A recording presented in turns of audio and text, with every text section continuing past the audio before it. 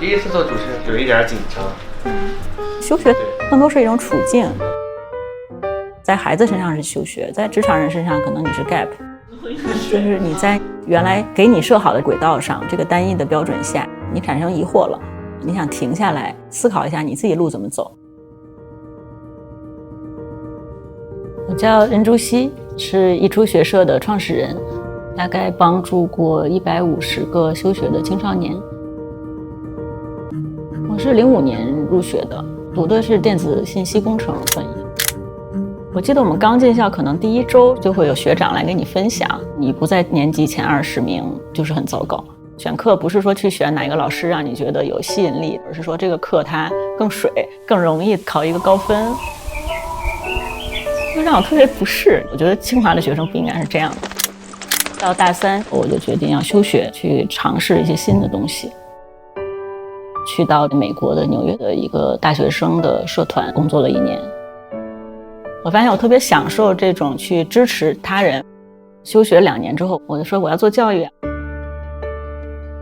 休学现在是非常非常普遍，这些人去自我污名化是很严重的，肯定会想是不是有什么问题，别人都能按部就班的去选择，为什么到我这儿就总是卡住？学校的人都是对自己有很高的要求，你就会被推着往前走，没有办法停下来，出现一些失眠、胸闷、喘不上气儿，后面才反应过来其实是躯体症状。我们天然的就会认为一个孩子就是应该上学，就是应该听老师的话，但是重点就不是放在我该不该上学，而是说我到底怎么找到我生命的意义。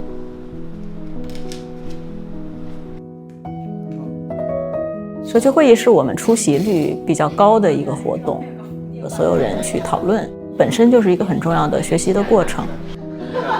可能不上课的还挺常见的，上课也有不同的方式，你可以参与其中，你也可以围观。我也想做。你也想做？因为我觉得我需要训练一下我的领导力。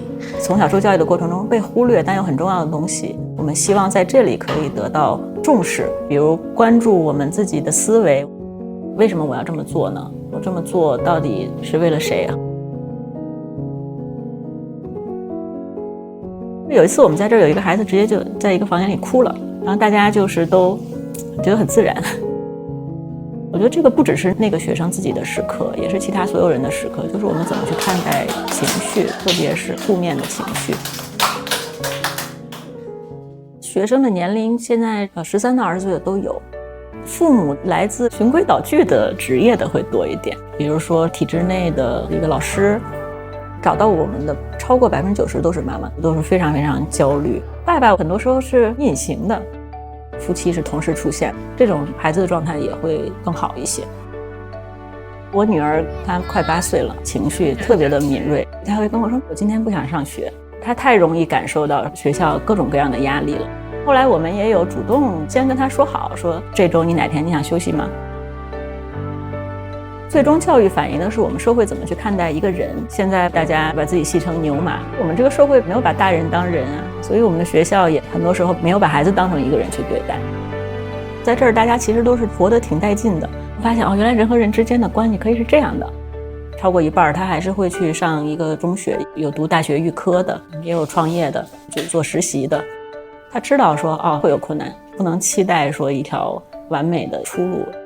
主动选择和他被动的接受就是不一样的，生命变得更有弹性了吧？他们也可以激励到更多成年人呀。